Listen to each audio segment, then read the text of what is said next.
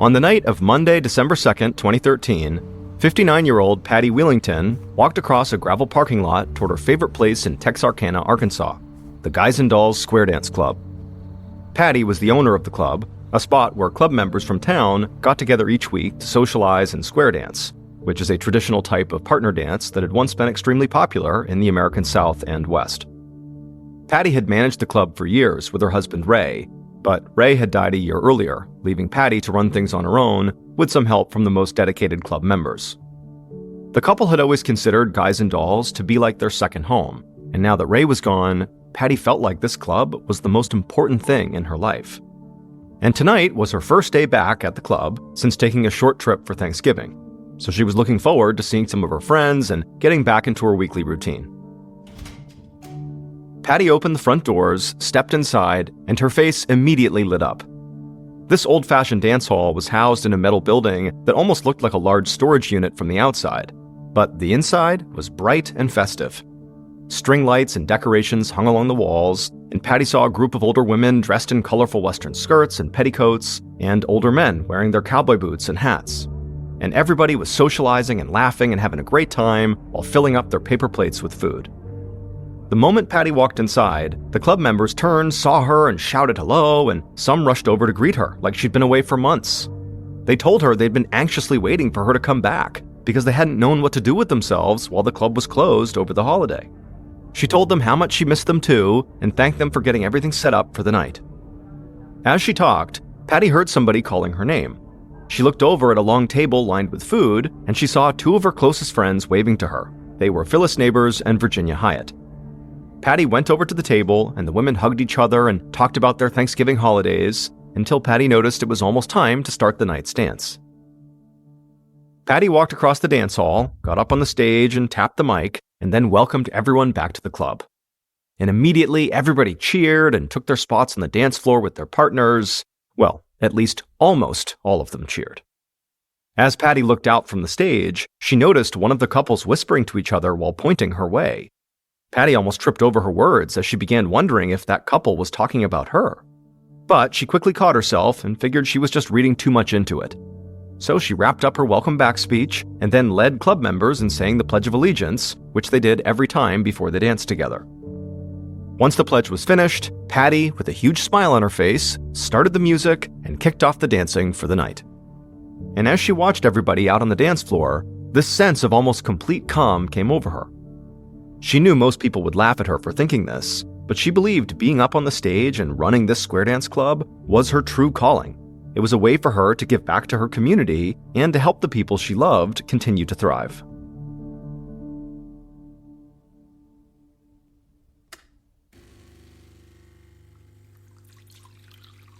The next morning, around 7:50 a.m., Patty stood in the kitchen of her home and poured herself a fresh mug of coffee.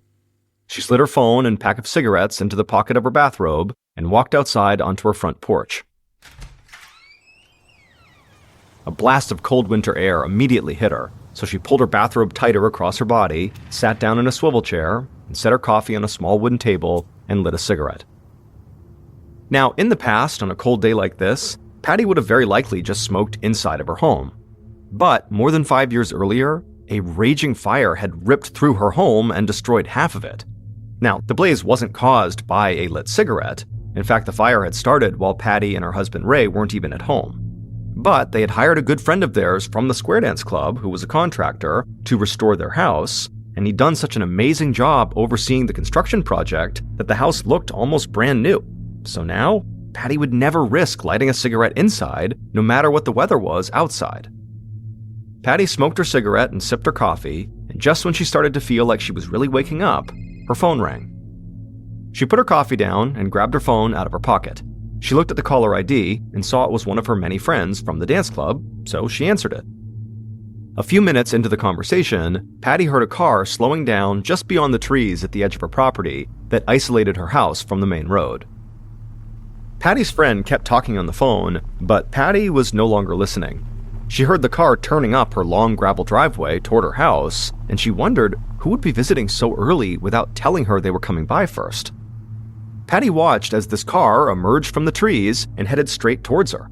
and as it did, Patty immediately told her friend on the phone that she'd just have to call them back.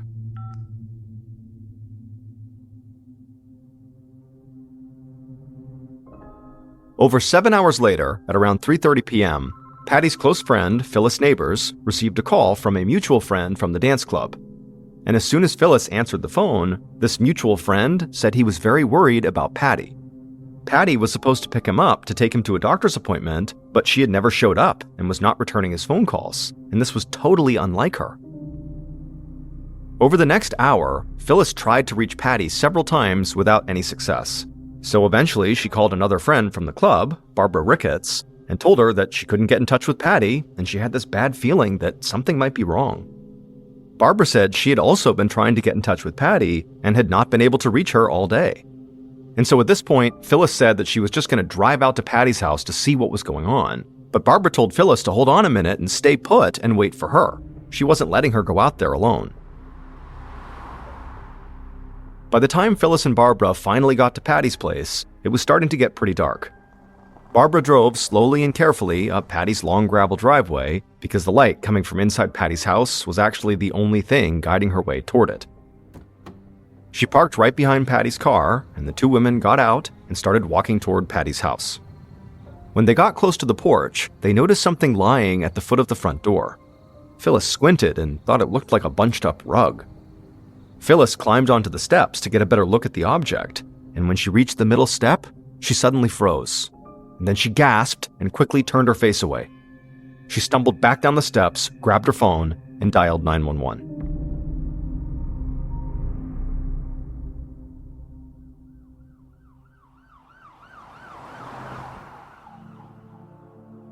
Texarkana police cruisers and an ambulance converged on Patty's house within minutes of Phyllis's call. A police officer stepped out of his car and turned on his flashlight. He scanned the area and saw Barbara sitting inside her car and crying, and then he saw Phyllis standing in front of the porch. Her hands were shaking and she was muttering to herself. The officer, along with 2 EMTs, began walking toward the house, and as they did, Phyllis looked up and saw them and went right over to them and then pointed back at the front porch and said they might as well send the ambulance away because they were too late. The officer walked past Phyllis, reached the front steps, and right away he saw what she was talking about. In front of the door to the house, there was a woman in a bathrobe, lying face up, gripping a cigarette in her right hand and clutching her chest with her left. And the officer noticed that her skin was pale and blotchy. One of the EMTs walked over and bent down to feel for a pulse, but he was already confident he was not going to find one. And when he actually felt the woman's cold, waxy skin, it confirmed that she was dead. The officer kneeled down and shined his light on the body, and he saw there were bloodstains in the woman's bathrobe and blood spatter on the wooden slats beneath her. And it became very clear that this woman did not die of natural causes. Minutes later, another car pulled up the driveway and 2 men stepped out. Texarkana police detectives, Paul Knoll and Jason Hack, who were about as physically mismatched as 2 people could be. Knoll was round and bald, and Hack was tall and thin. They looked like an odd pairing, but these 2 men were actually almost always on the same page, and they were both sharp and meticulous investigators.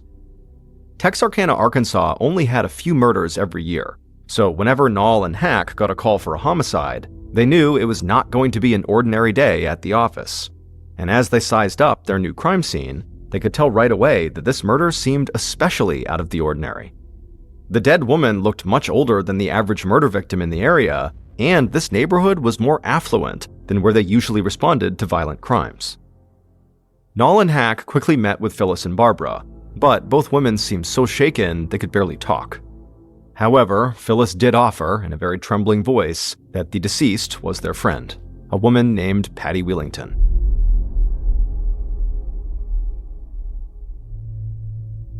Hack looked at the time and figured he should start canvassing the neighborhood while the neighbors were still awake. He told Knoll he'd be back in about an hour. As Hack walked to his car, he was struck by how eerily quiet it was. Even during the drive here, he had noticed how the woods seemed to isolate everything and how much land there was between each house. And as he pulled out onto the road to begin his canvassing, he didn't feel optimistic that any of Patty's neighbors would have witnessed anything. Meanwhile, Nall stepped onto the front porch and began examining Patty's body and the area around her, trying to make sense of what had happened. For Nall, there was no mistaking the 5 small, perfectly round wounds on Patty's body for anything other than gunshot wounds. He observed a bullet hole in the swivel chair where he guessed Patty had been sitting, and then another bullet hole in the bedroom window directly behind the chair. It looked as though the first shot was fired while Patty was seated, and it missed her. He then noticed another bullet lodged inside the front door of the house, which looked like yet another missed shot. Nall took a step back, trying to picture the crime as it happened. He looked down at Patty and saw the cigarette wedged between her fingers, now burnt down to the filter. He noticed the way Patty's body was positioned, face up, with one knee raised, and Nall visualized Patty leaping up from her chair after the first shots were fired and desperately trying to retreat into her house as more bullets hit her until she collapsed onto her back. From how quickly it looked like things had unfolded, and how the gunshot wounds appeared to have been fired from close range, this crime looked very intentional.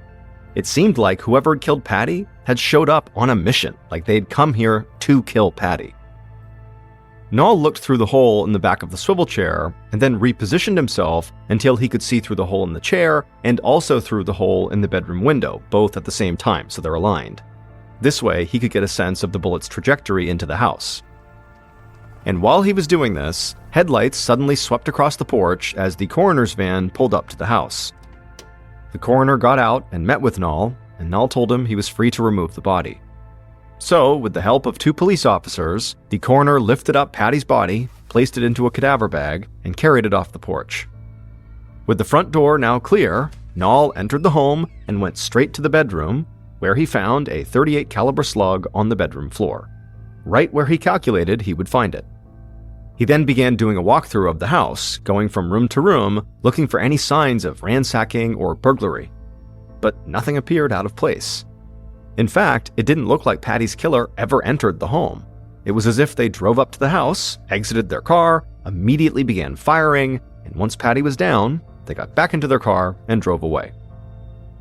Just as Nall started a search of the kitchen, about an hour after he'd arrived, his partner, Detective Hack, walked in and quickly brought Nall up to speed on what he had learned during his canvass of the neighborhood. Several of Patty's neighbors reported hearing gunshots around 8 a.m. that morning.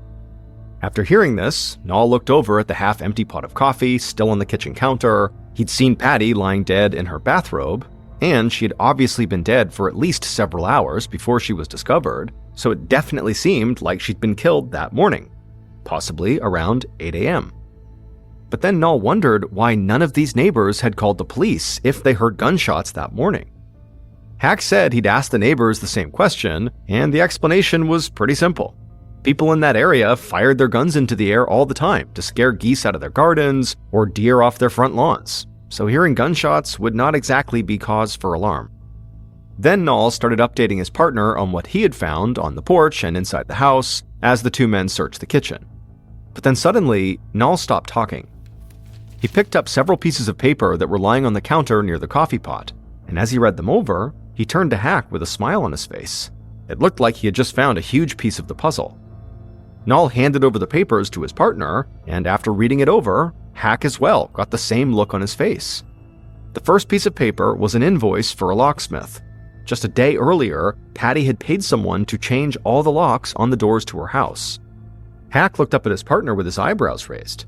If Patty was suddenly changing her locks at the house she'd lived in for years, it very likely meant she was afraid of someone who she knew well enough to maybe have a key to her house. Nall nodded in agreement and told him to wait until he saw what was on the other papers he'd handed him. And as Detective Hack started reading those papers, his mouth fell open and he started shaking his head side to side, because what he was looking at was Patty's life insurance policy.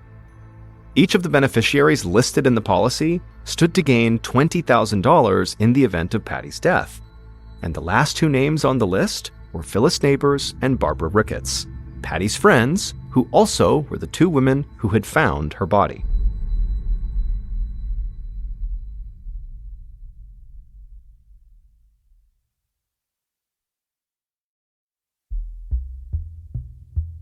Nall and Hack arranged for police escorts to bring Phyllis and Barbara down to the station, and when the 2 women got there, Nall and Hack interviewed them separately in 2 different rooms. Phyllis told Detective Nall that she had first met Patty at the Guys and Dolls Square Dance Club about a decade earlier, and she had been very close with both Patty and Patty's husband, Ray. And so had Barbara. Nall asked Phyllis if she knew that she and Barbara were beneficiaries on Patty's life insurance policy, and Phyllis began laughing and nodding. Nall couldn't tell if this laughter was maybe nervous laughter, or if it was designed to mask just how important this money may be to her. Phyllis kept on laughing and said Nall's question had reminded her that when she first learned that she and Barbara were beneficiaries, she had jokingly said, "Oh, real cool, Patty. You're younger than all of us. We'll all be dead before we see this money." Nall smiled at Phyllis and sort of played along like this was a good joke, but secretly, he thought that everything Phyllis was saying and doing made her seem a little bit suspicious. So, after she stopped laughing, Nall asked her to go through her day to help him establish a timeline, hoping that, if she was involved, she would implicate herself. Phyllis said she woke up at 8 that morning, and then sometime around 10, she sent Patty a text message. Phyllis said she didn't really think anything of it when Patty did not reply. She just assumed that Patty was still asleep, and then she got distracted when her friend came over to watch a television game show with her. Nall nodded and wrote everything down that Phyllis said, but privately, he wondered if maybe she had sent that text message to Patty just to throw off investigators and make it look like she'd been innocently trying to reach her friend on the morning of her murder. In the next room over, Detective Hack was asking Barbara a similar round of questions. And, like Phyllis, Barbara had an alibi. She said she was with her husband all day, and her husband could verify this. Hack leaned back in his chair and looked across the table at Barbara. As much as he tried to picture Barbara as Patty's killer, he just couldn't see it. Barbara reminded him of his grandma, and she looked so utterly shaken by her friend's death that it was hard not to feel sorry for her. But Hack had enough experience to know that he should never take anyone's emotional state at face value. This could all just be an act. And so as he sat listening to Barbara talk, he found himself calculating in his head how much money Barbara may have been willing to pay someone else to kill Patty in order to still turn a profit on that $20,000 life insurance payout. It was after 9 p.m. by the time Detectives Nall and Hack wrapped up their interviews, but they didn't want to stop working right now when they felt like their investigation was really starting to take shape. And so after Phyllis and Barbara left the police station, the detectives began going through the text messages and recent calls on Patty's phone. They hoped they might find something that would give them more information on Patty's two friends. But none of the text messages between the women seemed in any way out of the ordinary. Instead, the detectives discovered something strange that they hadn't even been looking for. One of Patty's most frequent correspondents was someone she had saved in her contacts only as MF. Patty and MF communicated multiple times every day, and it was clear by reading their messages that this was more than just a friendly relationship. This was romantic. And it was also suspiciously discreet. Everyone else in Patty's contact list had been saved under their first and last names, except for this one person. Hack ran MF's phone number through a reverse directory, but all he was able to determine was that it was a mobile phone number, because the directory only gave him the name of the carrier, not the name that the phone number was registered to. And so he would need help from the phone company to find out who this number actually belonged to. But he also knew at this time of night that could be very difficult to make happen, and it could take a while. So Hack handed over that task to other members of the investigative team. And while he and Detective Nall waited for the results, they started tracking down and calling members of the Guys and Dolls Square Dance Club. Even though it was getting late, several of the members answered their phones and were actually quite eager to help the police. None of the members could think of anyone with the initials MF, but Hack and Nall quickly discovered that these people loved to gossip. Several of them told the detectives that rumors had been circulating for a while that Patty was having an affair with a married club member, a man named James Hyatt. And as soon as Detective Nall and Hack heard this name, they stared at each other in shock. This was not the first time in this investigation that they had run across James Hyatt, because James Hyatt was the third beneficiary on Patty's life insurance policy, right behind Phyllis and Barbara. In the event of Patty's death, James, like Phyllis and Barbara, stood to receive $20,000. And so now the detectives had three possible suspects: Phyllis, Barbara, and James. And they also started to wonder if maybe all three of them had conspired together to kill Patty for the insurance money. In their conversations with Guys and Dolls club members, Nall and Hack learned that James was married and he had known Patty for years. Patty and her husband, Ray, used to go out on double dates with James and his wife, and they had become even closer with James in 2008 when they hired him as a contractor to help restore their fire-ravaged house. In fact, Patty and Ray had trusted James so much that they had made him the executor of their wills. This definitely seemed like a guy who Patty and Ray might have given a house key to. So the detectives thought, maybe James was the person Patty had changed her locks to try to keep out. As the detectives were working through this potential theory in Nall's office, the door opened and an excited young cop walked in. He said they'd gotten lucky. The phone company had been able to help them and gave them the name connected to the MF phone number in Patty's contacts. And it was a burner phone for James Hyatt.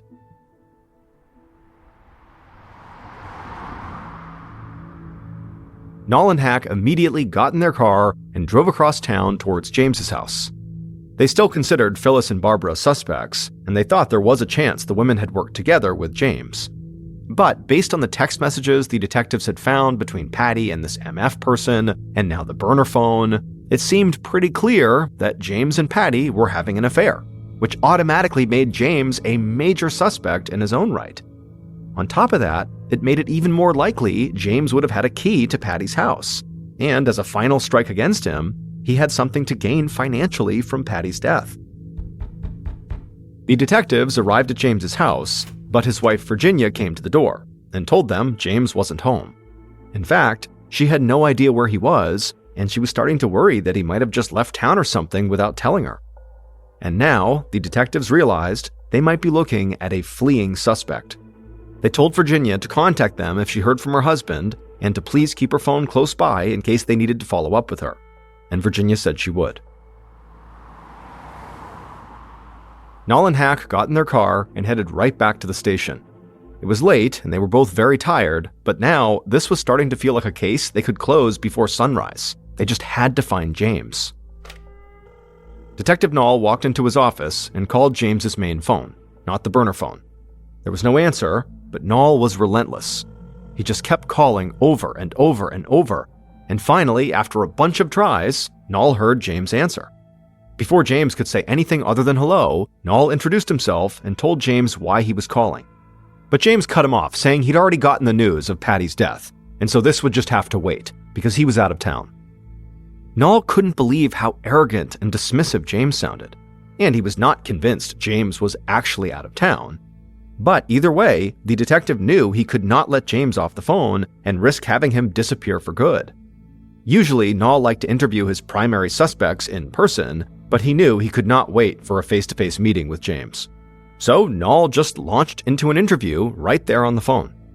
He told James that police knew all about the burner phone and his affair with Patty. There was no point in trying to hide those things. James immediately went silent, and there was a long pause, and then when he started talking again, all of the arrogance Nall had sensed just minutes ago was gone. James sighed and admitted that he and Patty were romantically involved. He only had the burner phone and the different name in her contacts to protect Patty's reputation. After all, he said, people in this town don't look too kindly upon adultery, and the other woman often gets blamed in these situations. So he just never wanted any of this to get out to protect her. Detective Nall doubted that it was really Patty's reputation James was trying to protect, and not his own, or his marriage. He asked James if Patty had ever demanded that he leave his wife, but James said she hadn't. In fact, he said Patty pleaded with him specifically to stay with his wife. Finally, Nall asked James where he was on the morning Patty had been killed. James said he'd been in Florida, where he still was, and so he was 1,000 miles away from Texarkana when Patty died. Nall knew that there was an easy way to either prove or disprove this, and that was by getting the location data for James's mobile numbers and seeing what cell towers they pinged. So he told James one more time that he needed to get back to Arkansas right away. As soon as Nall hung up, he and Detective Hack put in a request for a subpoena so they could get James's cell phone records. They knew that request would take a little time to be fulfilled, so in the meantime, they reached back out to James's wife, Virginia. They said they knew it was late, but they needed to talk to her. And not long after the call, the detectives drove back to James and Virginia's house, picked her up, and brought her back to the station. And by the time they arrived there, Detectives Nall and Hack weren't even sure if it was considered late at night or early in the morning. They just thanked her for coming in at such a strange time, and they led her into a large office with a conference table. Virginia sat down across from them, and for a second, neither of the detectives spoke. This was not a situation that either of them wanted to be in. But, finally, Hack looked across the table at Virginia and asked her if she was aware that her husband James had been having an affair with Patty. Virginia gave a little smile and said she knew it might sound strange to them, but she knew all about the affair. Hack and Nall shared a quick look, like what was going on here, and then Virginia told them that she and Patty were friends, and there were no problems between them at all. Now, neither of the detectives had expected this response, but they knew there were all different kinds of marriages out there. Maybe Virginia and James had an open marriage, or maybe James's affair with Patty somehow made his and Virginia's marriage stronger. They were not there to pick apart the exact nature of this relationship, but they did think there was a chance Virginia might have information that could directly connect James to Patty's murder, even if she didn't know it. And so Hack asked if Virginia remembered where her husband was when Patty was killed. Had Virginia seen James or even called or texted with him? Virginia said she hadn't seen James at all. She had woken up around 8 a.m. that morning, and she drove straight to a fast food restaurant to buy breakfast for her mother, who lived in a nursing home. After spending some time with her mom, she had gone home, and she said James had already been gone when she woke up, and he wasn't home when she got back, and they hadn't talked on the phone at all. The detectives excused themselves and stepped out into the hall. They had some new information, but nothing that would enable them to close the case or prove if any of their potential suspects were actually where they claimed to be at the time of the murder. They needed James's cell phone data. If his phone had been picked up by one of the cell phone towers near Patty's house on the morning of the murder, they would know he'd lied to them about being in Florida at the time of the murder. Luckily, it didn't take long for the phone company to come through yet again.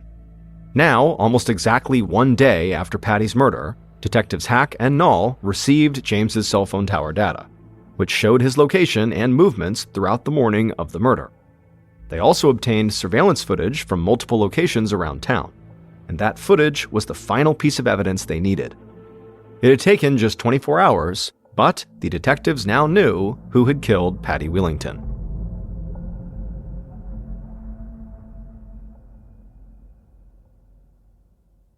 Based on video footage, cell phone data, the interviews conducted, and other evidence gathered throughout the investigation, the following is a reconstruction of what police believe happened to Patty on the morning of December 3rd, 2013.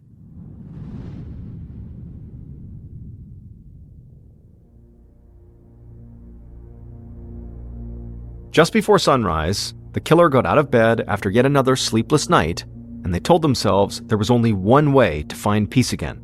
They had to kill Patty Willington. They went to their closet and collected their .38 revolver. As the sun began to rise, they slipped the gun into their pocket, marched out to their car, and began driving towards Patty's house on the outskirts of the city. The killer pulled into the long driveway leading to Patty's house, and as they approached, they saw Patty sitting on the porch, smoking a cigarette and talking on her phone. The killer got out of their car and began walking toward Patty, who quickly put her phone down and greeted the killer. But the killer was not interested in talking. Instead, they drew their revolver and aimed it at Patty. Patty saw the gun and tried to reason with them, but the killer just fired off a shot. The bullet missed Patty and went through the bedroom window behind her, and Patty jumped up with her cigarette still in her hand, but before she could even turn, the killer had fired again, and this time the bullet hit Patty in the chest, puncturing her lung. Patty clutched her chest and struggled to breathe. She lurched toward her front door, but the killer kept on firing, hitting Patty 4 more times, including a bullet that struck Patty right in the heart.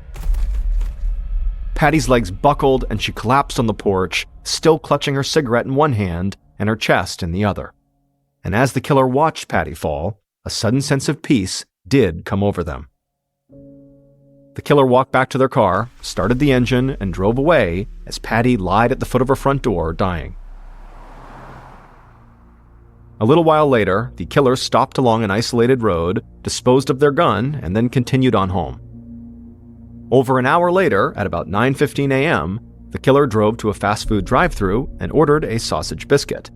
and at 9:42 a.m., the killer walked into a nursing home to see their mother and give her the fast food breakfast.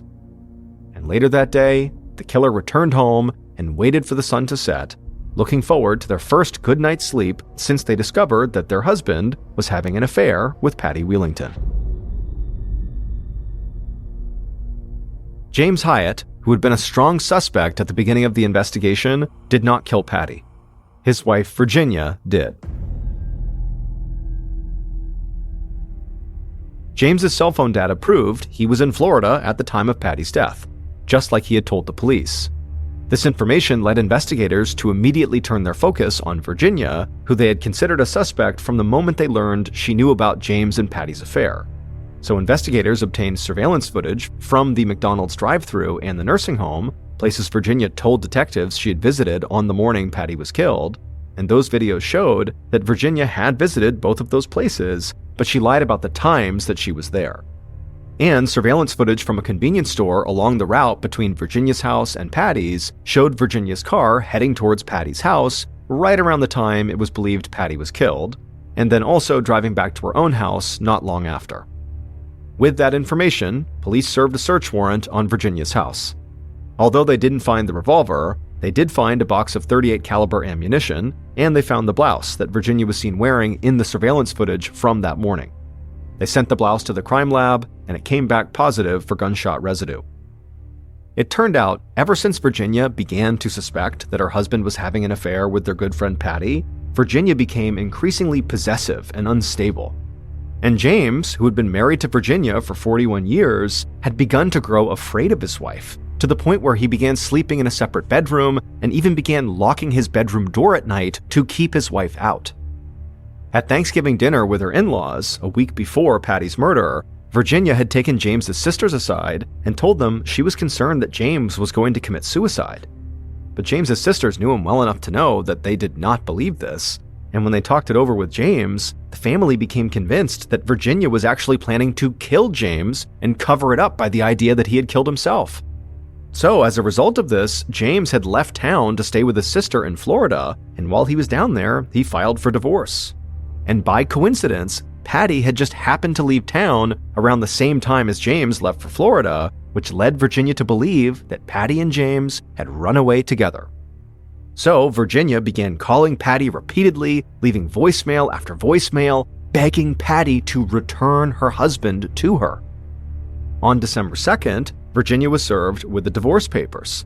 And then that night, she was at the Square Dance Club, where she knew the other club members were whispering and gossiping about her husband's affair with Patty, and so she decided it was time to kill Patty.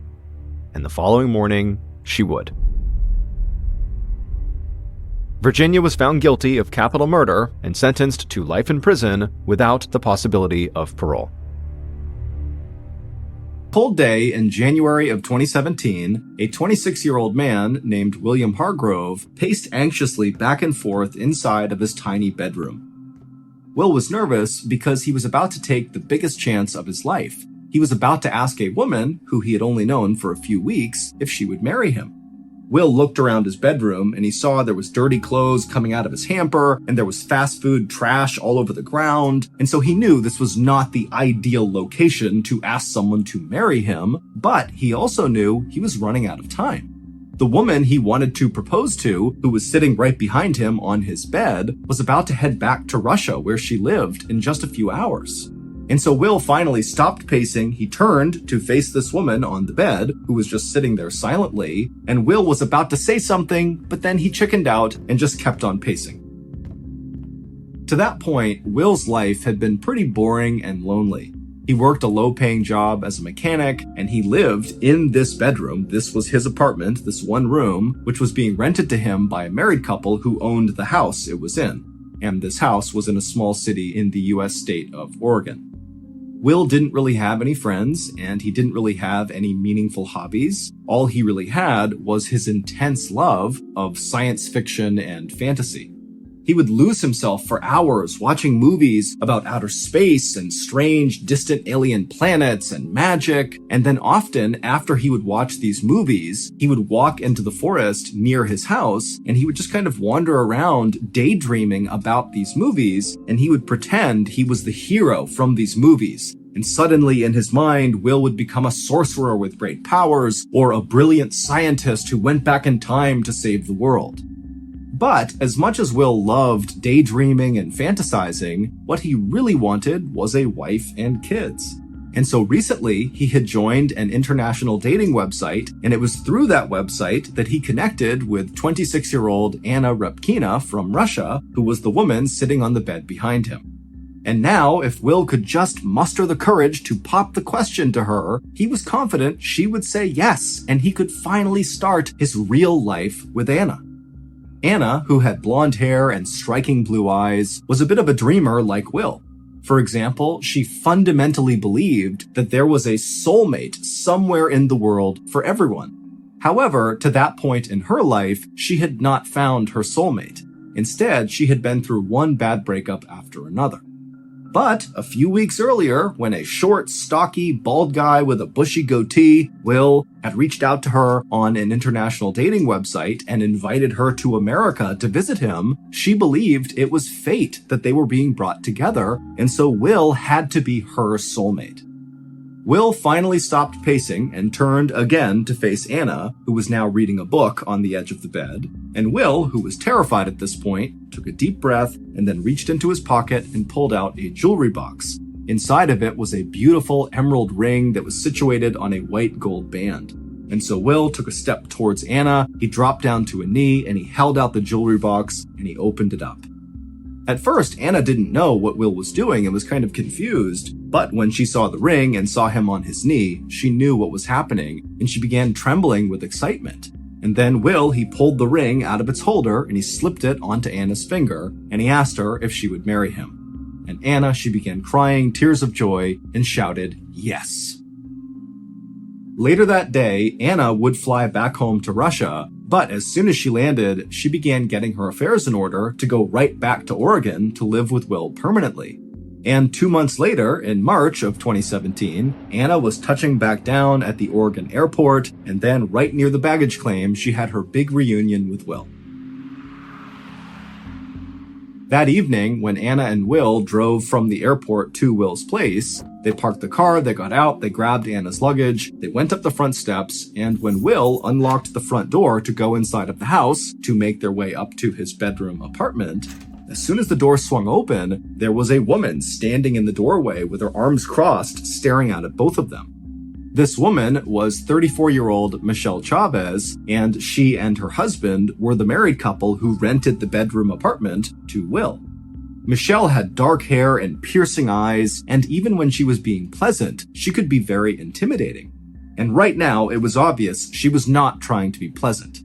And so Anna, who sensed something was wrong here, kind of awkwardly said hi to Michelle, but Michelle, she just glared at Anna and said nothing, and then looked from Anna to Will and said, "Will, I need to talk to you."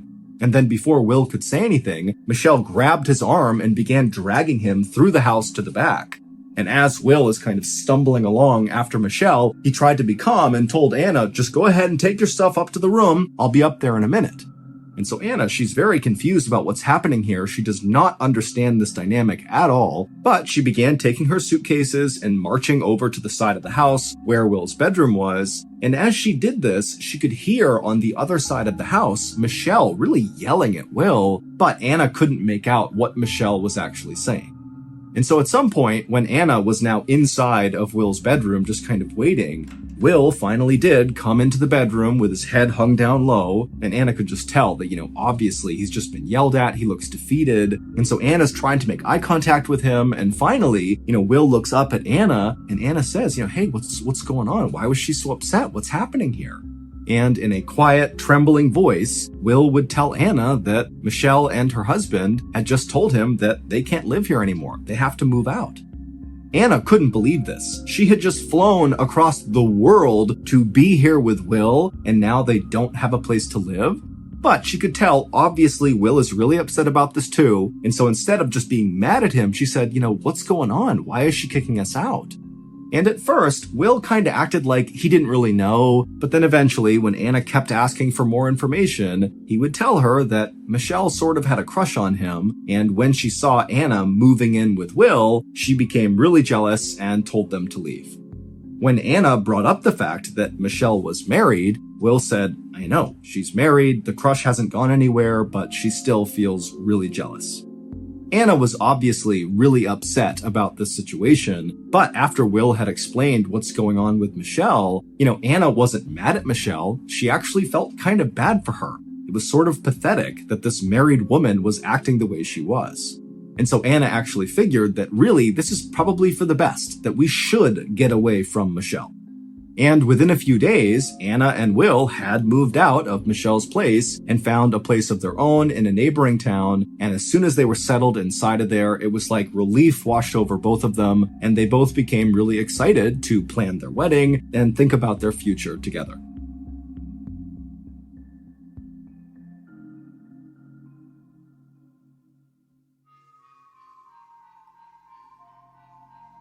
A few weeks later, on March 25th, 2017, Anna woke up early and put on her beautiful, simple white wedding dress that she brought from Russia, and then she and Will piled into his car and they headed to the beach.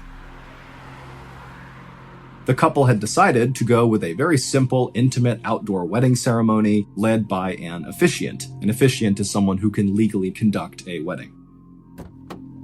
When the couple arrived at the beach, Anna hopped out and immediately began walking over the sand towards the water, and Will stayed back to call the officiant because he didn't see him anywhere.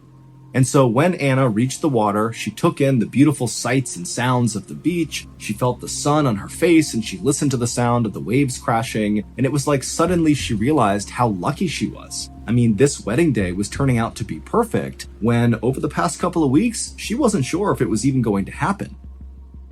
Even though Anna and Will had left Michelle's house and had no contact with her, over the past couple of weeks, Michelle had become a sort of thorn in their side, sending Anna all these really threatening messages, things like demanding that Anna share Will with her, or else she'll do something awful.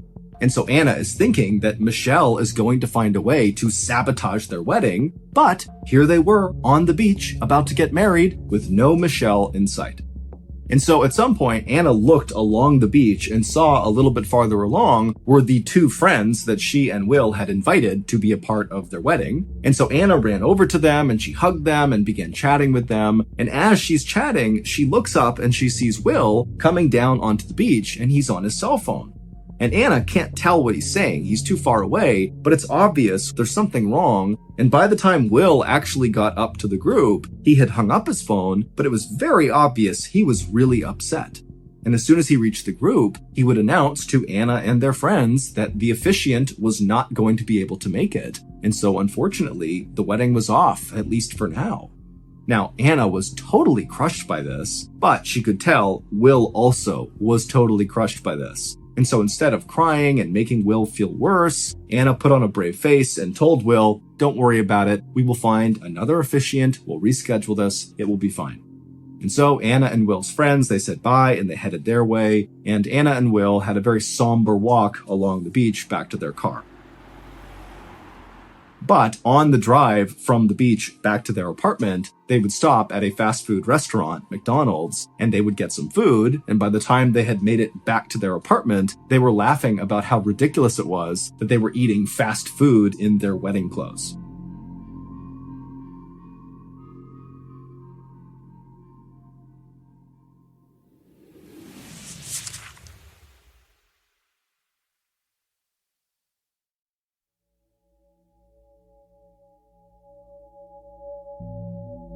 A couple weeks later, Anna was still in the process of rescheduling their wedding, and she was starting to feel very frustrated with Will. Over the last week or so, Will, instead of helping her with the wedding, was spending much of his time outside of the apartment, pacing around, chain smoking, while talking to someone on the phone. Now, Anna didn't know who he was talking to, but based on how stressed out he seemed, Anna assumed he had to be talking to either Michelle or talking to someone else about Michelle. Regardless, Anna knew this had to, in some way, be connected to Michelle. However, whenever Anna would approach Will and ask him why he was so stressed and whether or not he was still in contact with Michelle, Will would try to change the subject, or he would just clam up and not talk at all. But finally, on April 16th, so 3 weeks after the couple's first failed wedding attempt, Will would approach Anna and ask her very sheepishly if she would come with him on a walk through the woods, because he had something important he wanted to tell her. Now, Anna knew that Will loved walking in these woods. He still went off and daydreamed after his movies. And so she knew that if he's asking her to go out there to talk, that this was going to be a very serious conversation, most likely about Michelle and whatever's going on. And so the couple piled into Will's car and they drove to the parking lot right near the woods. They got out, they hopped on a path, and they began walking into the trees. And for a while, they didn't really talk to each other. They just walked quietly side by side through the woods. But at some point, Will began to slow down and then finally came to a full stop, at which point Anna stopped too, and she turned to face him. And when she did, Will paused for a moment, and then with a shaky voice, told Anna that he felt like they rushed into their relationship and he wanted to call off the engagement.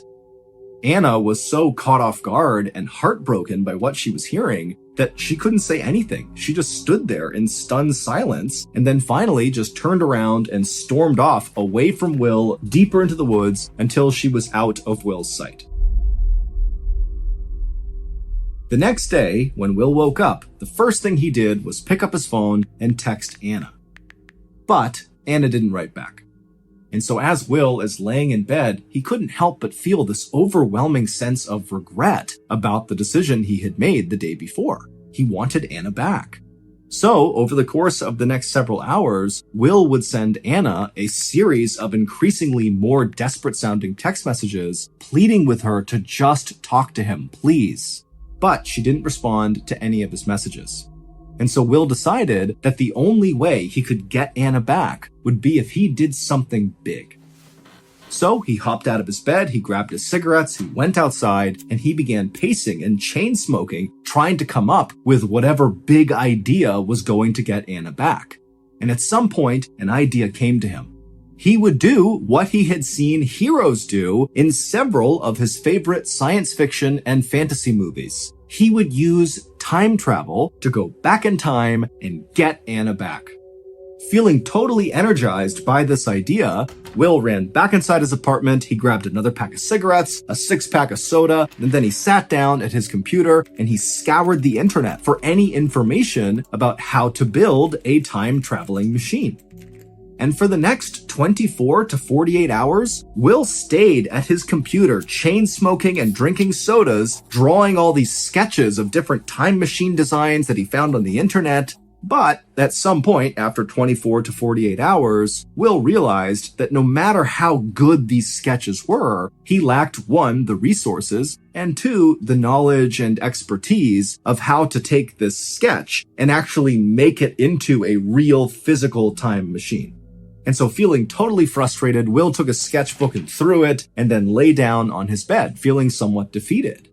But as he laid there thinking about Anna, he had another epiphany.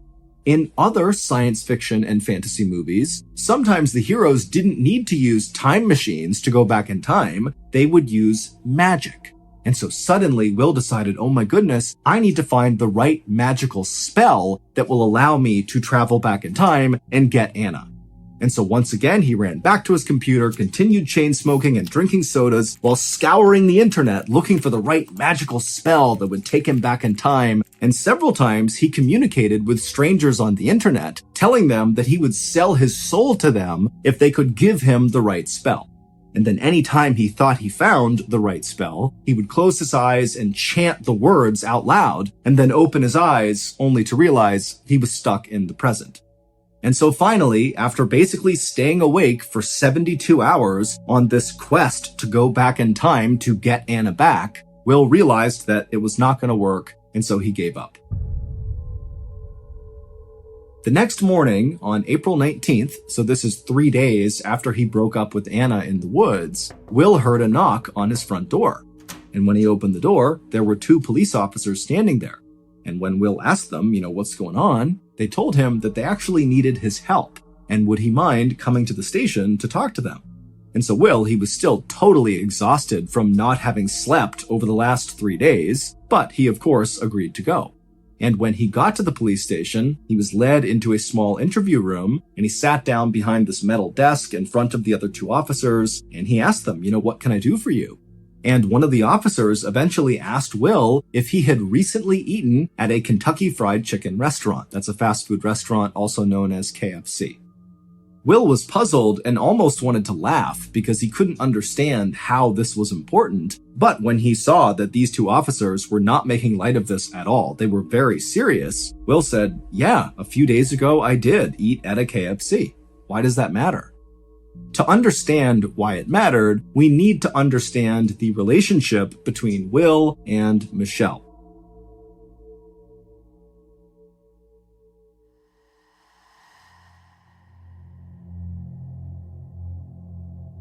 It would turn out Michelle did not just have a crush on Will. Michelle and Will had been having an intense affair right in Michelle's house with her husband since 2015, so a full year before Will met Anna. Now, Will had wanted Michelle to leave her husband and be with him, and Michelle had told Will that she wanted the same thing, but she couldn't do it right now. And so to show Will that she was serious, that one day she would be with him, she gave him her wedding ring, which was an emerald stone sitting on a white gold band. It was like a promise ring, that this is my token to you to show you that one day we will be together in public. But as time went on, Michelle didn't really show any signs of trying to leave her husband, and so Will started to wonder if he was just kind of letting his life slip by. Because remember, Will really wanted a wife and kids, and it was starting to look like Michelle was not going to give him either of those things. And so that was why Will went on that dating site and contacted Anna, and then when he learned that Anna wanted a family too, he had asked her to marry him. The ring that Will gave Anna when he proposed to her was the same ring that Michelle had given Will. Her wedding ring, the promise ring. And so when Michelle saw that ring on Anna's finger on a Facebook post that Anna made about having been proposed to by Will, Michelle was enraged. And then, just a few weeks later, when Anna showed up at Michelle's house to move into Will's bedroom with him, she grabbed Will, dragged him to the side of the house, and said, "You need to choose right now between me and Anna." And because Will couldn't come up with an answer, Michelle kicked him and Anna out of the house. However, over the following weeks, despite Michelle having booted them from her property, she could not let go of her jealousy of Anna and her love for Will. And so she sent Anna all these threatening messages on Facebook demanding that she share Will with her or else, and she began incessantly calling and texting Will demanding that he choose her over Anna. And so when Anna saw Will walking around outside chain-smoking cigarettes on the phone, Anna was right in suspecting that that was Michelle that he was talking to. But despite all this pressure, Will just could not make up his mind. He didn't know which woman he wanted to be with more. And so to buy himself some time, he had lied to Anna about hiring an officiant for their wedding on the beach. And then when they arrived on the beach and Will said the officiant had canceled, it was all a ruse. There was never any officiant. He was just trying to buy time for himself. But finally, on April 16th, for whatever reason, Will had decided that he knew which woman he wanted to go with. He wanted to go with Michelle. So he brought Anna out into the woods and he told her the news that he was breaking off the engagement and effectively their relationship was over, at which point Anna turned and stormed off into the woods. And so Will, he watched her disappear and then he turned around and walked back along the path back toward his car. And when he got there, he opened his trunk and got something out of it, and then he walked back along the trail into the woods where he had seen Anna last. And when he reached that spot, he kind of walked off in the direction that Anna had wandered, and eventually he spotted Anna. She was standing in a clearing, looking up into the sky, seemingly lost in thought. And so Will quietly walked up right behind her, and then he raised the shotgun he had gotten out of his trunk. He placed the barrel against the back of Anna's skull, and before she could even react, say something, turn around, do anything, he pulled the trigger. Afterward, he ran back down the trail to his car, and he gathered up all of Anna's things that happened to be inside of the car, along with some trash on the floor of the car, and then he brought all of that stuff back into the woods and kind of dumped it both on and around Anna's body. The next day, a walker and their dog happened to come across Anna's body, and when the police were called out to the site, they began sifting through all of the trash that was kind of scattered around Anna's body. And inside of a crumpled up KFC bag, the police would find a receipt for the day of the murder, and that receipt belonged to Will. The morning after Will killed Anna, he sent those initial text messages to Anna just to cover his tracks. But as he sent them, he actually did feel an enormous sense of regret about the decision he made. He no longer wanted Michelle, he wanted Anna.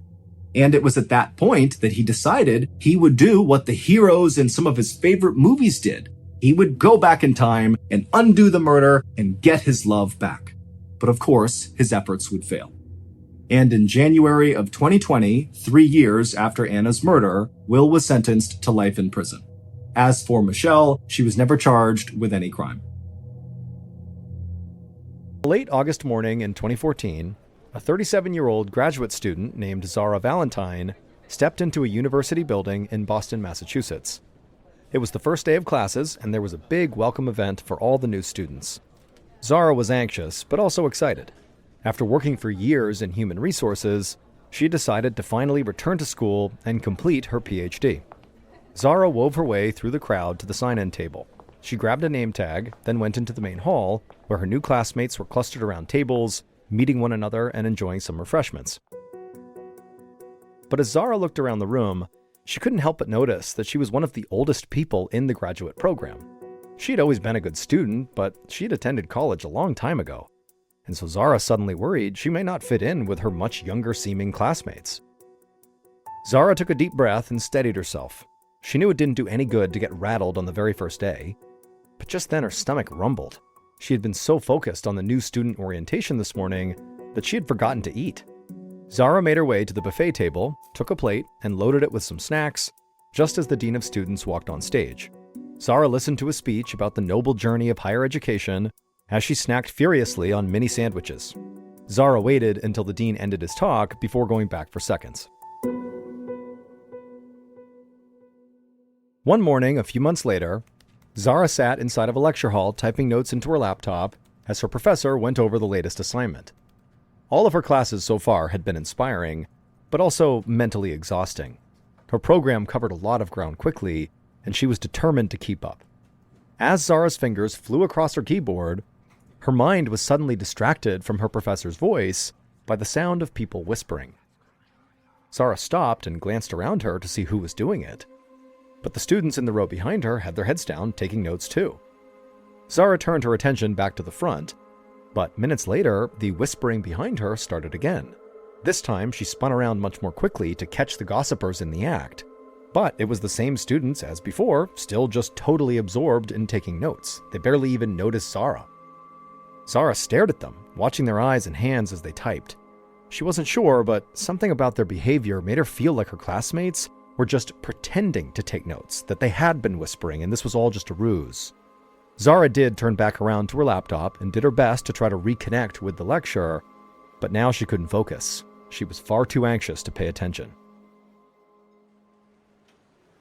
Later that week, Zara was walking back to her apartment near midnight after a long study session at the library. On the corner of her street, she approached a neighborhood market. Despite the late hour, a couple of people were browsing the bins of fruit out front, while a few others were inside buying groceries, and a clerk stood behind the counter listening to the radio, looking bored. Zara knew she didn't have much to eat back at her apartment, so she went inside. Zara walked along the aisles looking at pastas and breads and condiments when a strange urge suddenly gripped her. She took a box of crackers off the shelf, pretending to read the back of it, and then slipped it into her backpack. She glanced at the clerk, but he seemed to be totally oblivious, still just listening to his radio. An electric thrill suddenly flickered through Zara's body as she realized she had just gotten away with shoplifting. She tried to play it cool, but she didn't want this feeling to stop. So Zara drifted over to a different aisle and slipped a fancy mustard into her pack too. And after that, some expensive chocolate. She almost laughed at how easy this was. Her brain was buzzing.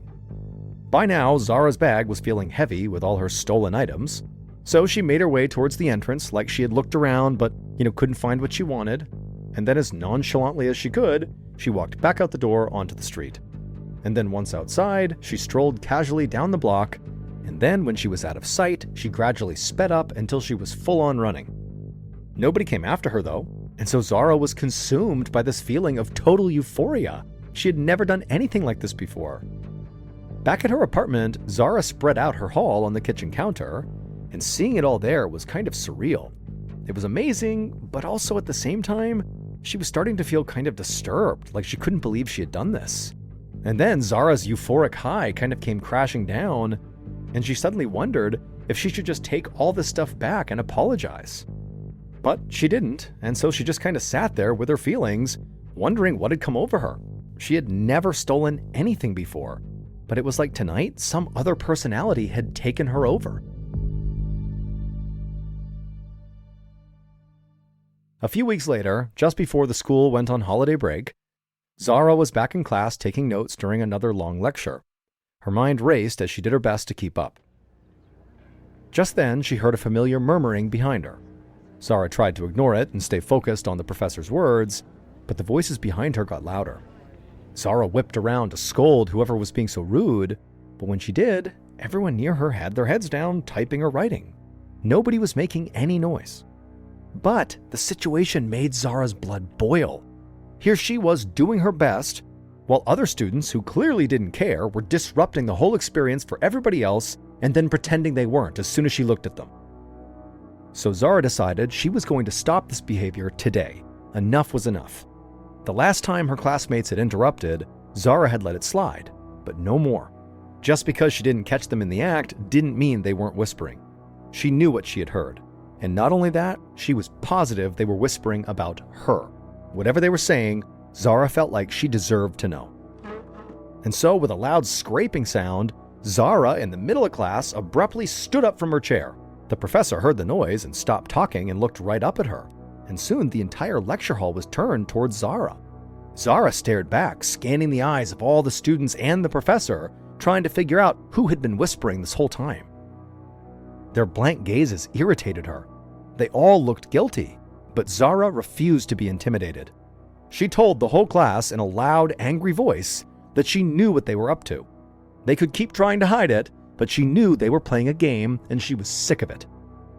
Zara almost pitied her classmates, how trapped they were in their characters, reciting staged dialogue and acting out their assigned roles. It was all so blatant.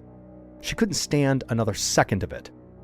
Zara snapped her laptop shut, scooped it into her backpack, and stormed out of the classroom. The winter streets of Boston were cold and gray as Zara hurried back towards her apartment. She was eager to get home and away from all these people she couldn't trust. But as she ran down the hallway of her apartment building and approached her unit, she froze. Her front door was already wide open. Moving slowly in case there was an intruder, Zara tiptoed to the doorway and peeked inside. Furniture was knocked over, books and clothes were scattered everywhere. The place had been ransacked. Suddenly it hit her. Zara felt like a fool. Of course she'd been robbed by her own parents. She'd given them her spare key, and they must have come while she was at class. Zara knew they were in on the same game as all of her classmates and even her professor. Zara couldn't tell what her parents had stolen, but she was not about to let them get away with this. First, Zara deadlocked her door, and then she began surveying her apartment. She had a feeling that her parents had not only robbed her, but had also contaminated the place with some sort of poison.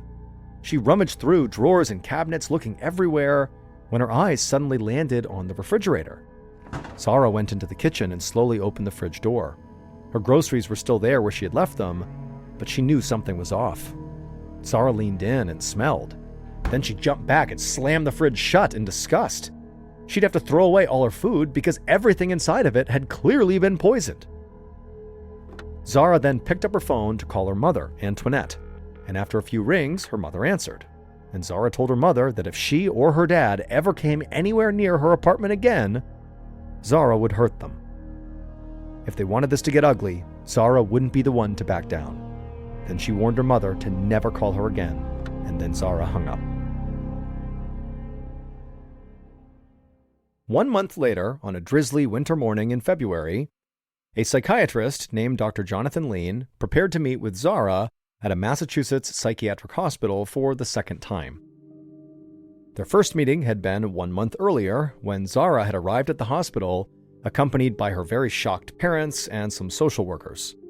By the end of that very first visit, Dr. Lean had helped Zara realize that the world was not out to get her. Instead, she was clearly having some sort of mental trouble and really needed professional help. And so Zara had actually agreed to check herself into that hospital for a full month of inpatient psychiatric care. Dr. Lean diagnosed Zara as suffering from a psychotic disorder, which is a serious mental condition that causes a person to have trouble staying in touch with reality. He put her on a regimen of antipsychotic and anti-anxiety medication and ordered extensive blood tests. The blood test results revealed that Zara was not getting enough of several key nutrients.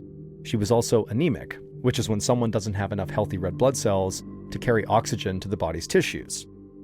Anemia alone can make a person's behavior erratic, although very rarely to the degree that Zara had shown. Nevertheless, after that first meeting, Dr. Lean had prescribed Zara a variety of vitamin supplements to combat her anemia, along with the other drugs to help with her mental disorder. And so now, after a full month of care was finally done, Dr. Lean was eager to see how Zara was doing. Tomorrow was her final day of inpatient treatment, and Dr. Lean was hoping that his prescriptions had helped her get back to her usual self. Right on time, there was a knock at the door, and then Zara entered and took a seat. Dr. Lean's heart sank when he saw her. Zara looked as frail as when she'd arrived. Her skin was pasty and pale, and her hair looked thin and scraggly. Dr. Lean asked Zara how she was feeling, but she just shrugged. She promised she'd been taking all of the vitamins and all the medications that he'd prescribed her, but Dr. Lean wondered if she was actually telling the truth. It didn't make sense to him that the meds wouldn't have any effect. Dr. Lean was very disappointed, but he had worked in psychiatry long enough to know how incredibly complex mental health really is. Patients respond to treatments at very different rates, and it might just take a bit longer for Zara to feel the effects of all of these medications. And so, Dr. Lean congratulated Zara on sticking with her treatment for the full month as promised, but told her that the next day her parents would be coming to take her home. He said he hoped that Zara would keep taking her medications until she fully recovered. Zara nodded blankly and stood to leave. As she did, Dr. Lean reminded Zara that she was always free to call him if she ever needed help, but Zara was already out the door and did not appear to be listening to him.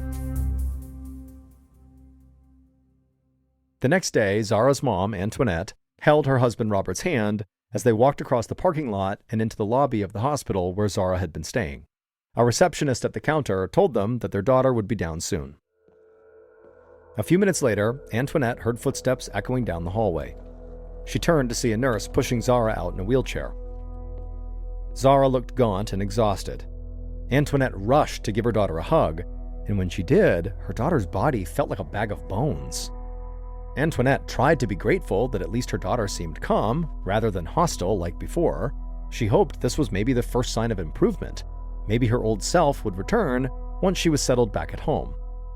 Robert grabbed Zara's bag while Antoinette led Zara out of the building towards their car. But the drive home was very strained. Antoinette, at one point, tried to make conversation by asking Zara how the food was at the hospital, but Zara just shrugged. She said she hadn't really eaten much while she was there. Antoinette shot a worried look at her husband behind the wheel, and then a moment later, Zara told her parents that the doctors had all been gossiping about her, and the only way to stop the game was to stop eating, so she basically threw away most of her meals. Most days, Zara said she limited herself to a slice or two of bread and some water. Antoinette felt crushed. Zara's delusions had obviously not changed at all. She didn't know what to do or even where to turn for help.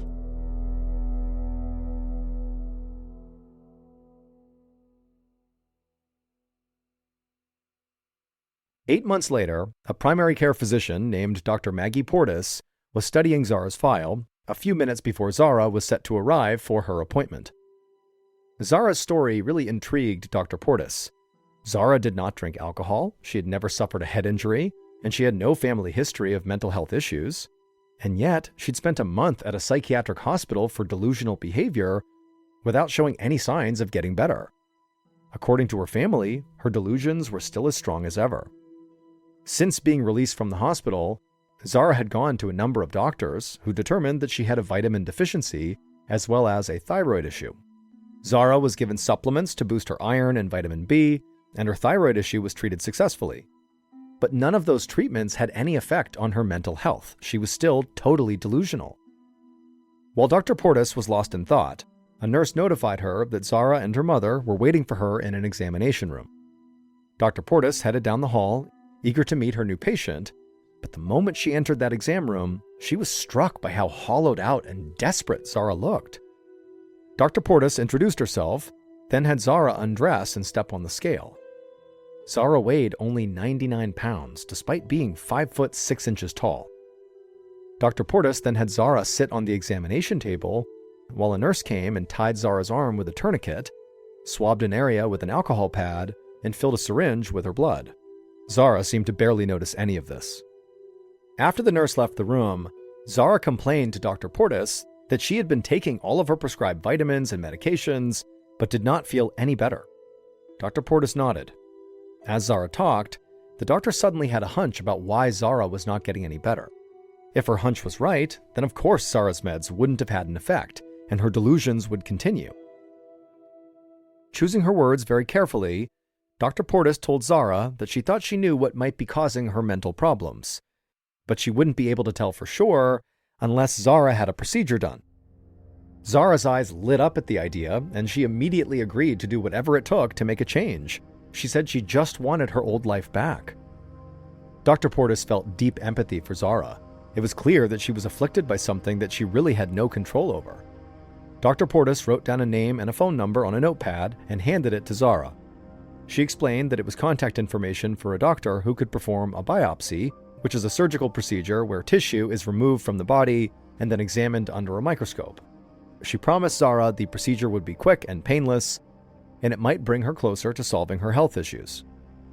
Zara clutched the piece of paper with both hands and thanked Dr. Portis. Then she sighed and leaned her head on her mother's shoulder and went limp with exhaustion. Dr. Portis wished Zara luck and then left them to have a moment alone. 2 weeks later, on a cloudless morning, a gastroenterologist, which is a doctor who specializes in diagnosing and treating diseases and conditions that affect the digestive system, named Dr. Simon Reed, shook his head in amazement as he surveyed the biopsy results of a patient's small intestine. In all his years in medicine, he had never seen a case quite like this one. A few minutes later, there was a knock at the door, and Zara entered. She looked thin and very nervous. Dr. Reed thanked her for coming in and told her to take a seat, and then he asked her how she'd been doing. Zara looked away from the doctor and out the window and then down at her hands. She told the doctor she felt like her real life was behind her now. She used to feel like she was just entering a promising new chapter, being back at school to finish her PhD, enjoying her own apartment in the city, and thriving in her studies. But then everything just kind of went off the rails. She started doing these weird impulsive things without understanding why. It became hard to tell what was real and what wasn't. She couldn't trust anyone anymore either, like her parents. She couldn't trust them. She couldn't even trust herself. Dr. Reed was moved by Zara's story. He could tell that she was desperate for help, but didn't know where to turn, which was why he was so happy to be able to be the bearer of good news. He told Zara that her primary care physician, Dr. Portis, had been smart to tell her to go get a biopsy, because it led to the breakthrough Zara had been looking for. The tissue sample they had taken during the biopsy showed that all of Zara's physiological and mental symptoms were being caused by the same condition, and best of all, it was treatable. Zara would only have to make one life change, altering her diet. At the word diet, Zara's body froze. She narrowed her eyes and squinted at Dr. Reed like she was trying to read his mind. He recognized it as the paranoid behavior detailed in Zara's file. She suffered from the delusion that basically everyone was lying and no one could be trusted. But Dr. Reed promised Zara that he really was telling the truth, that this was the only way for her to get better. If she changed her diet, The delusions she was experiencing would go away. If she didn't change her diet, her delusions would only get worse. But the look on Zara's face told the doctor that she was not buying any of this. She scowled at Dr. Reed and shook her head in disgust. Then she got to her feet and moved to leave, but then stopped by the door and turned back around. She pointed a finger at Dr. Reed and accused him of being part of the game like everybody else, another traitor and liar trying to trick her with food. She told him that she wasn't going to fall for it, and then slammed the door and stormed out. Dr. Reed just sat there motionless, unsure what to even do. He was completely stunned by what had just happened. Several months later, on an overcast spring morning, Antoinette Valentine huddled in the front seat of the family car next to her husband, Robert. She felt a sense of dread hanging over them.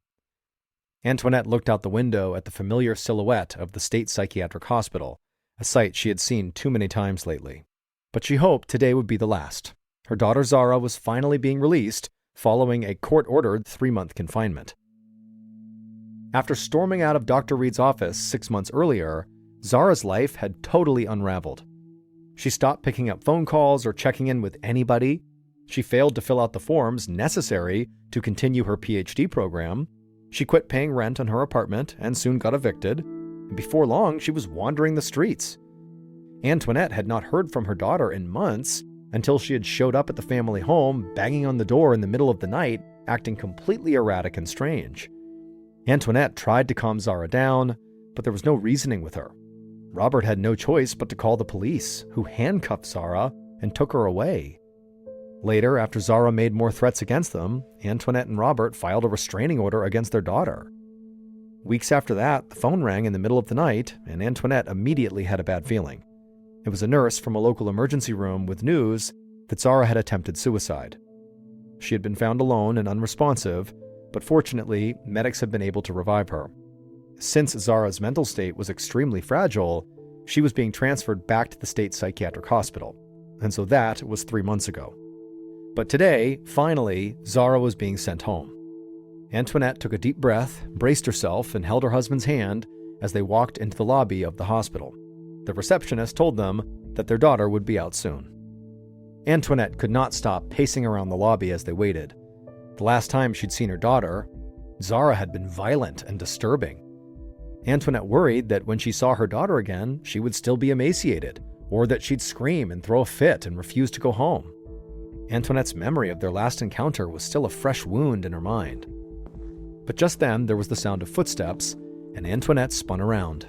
It was Zara, and she seemed like her old self, the one Antoinette remembered before all this started.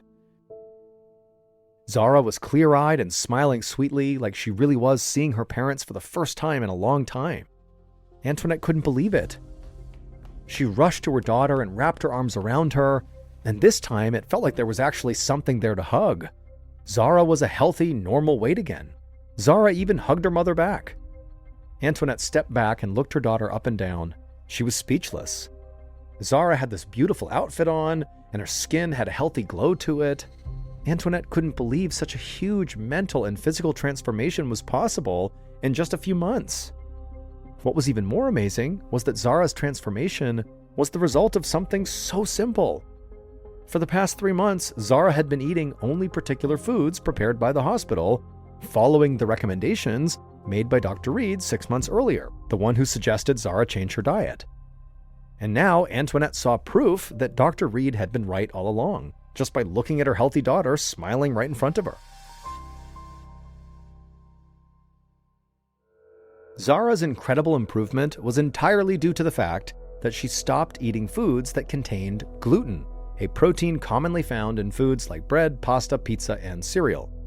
Dr. Reed had discovered that Zara suffered from celiac disease, which caused her body to have a severe reaction to any foods containing gluten. Though many people are diagnosed with celiac, often as adults, Zara's condition was the worst doctors had ever seen. Zara's immune system attacked the gluten that she ate so fiercely that it damaged her small intestine. Over time, her intestine became too inflamed to absorb vitamins or iron, no matter how many supplements she took. That's why she was so anemic and thin. But even worse, gluten triggered inflammation in Zara that didn't just affect her intestine, but also her brain too. In Zara's case, inflammation caused her brain to misfire, resulting in delusions and psychosis. She starved herself intentionally and became wildly suspicious of the people around her while starting to commit crimes herself. Not because she wanted to, but because it was like her brain was malfunctioning. But once Zara started a gluten-free diet, her inflammation subsided and the delusions were gone. Antoinette and Robert were ecstatic to have their sweet daughter back. The drive home from the hospital that day was one of the happiest in their family's history. Zara was affectionate to her parents and seemed very grateful to be thinking normally again. Zara understood now that gluten really was to blame for her life spiraling out of control, and so now all she wanted to do was make up for more than 1 year of lost time with her parents. Unfortunately, though, their joy as a family was very short-lived. A few months after Zara came home, Zara accidentally ate some food that contained gluten. Her delusions returned, but this time far more intensely. Once again, Zara became convinced that her parents were plotting against her, and this time she wanted to do something about it. Driven by her paranoid hallucinations, Zara went to her parents' house and tried to kill them. Thankfully, police arrived before anybody got hurt, but Zara was sent to jail. Unfortunately, we have no information on what happened to Zara after that, but her and her family's life has been forever damaged. All because of a little protein found in a slice of bread or a plate of pasta.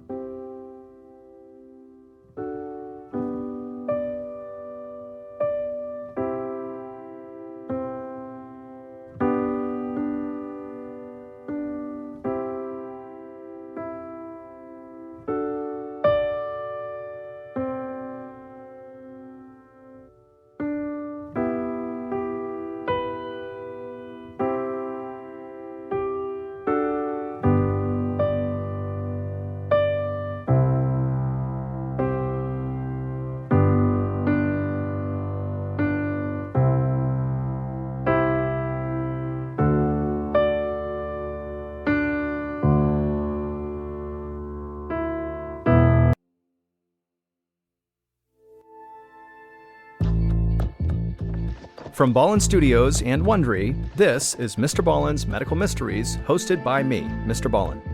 A quick note about our stories: we use aliases sometimes because we don't know the names of the real people in the story, and also, in most cases, we can't know exactly what was said, but everything is based on a lot of research.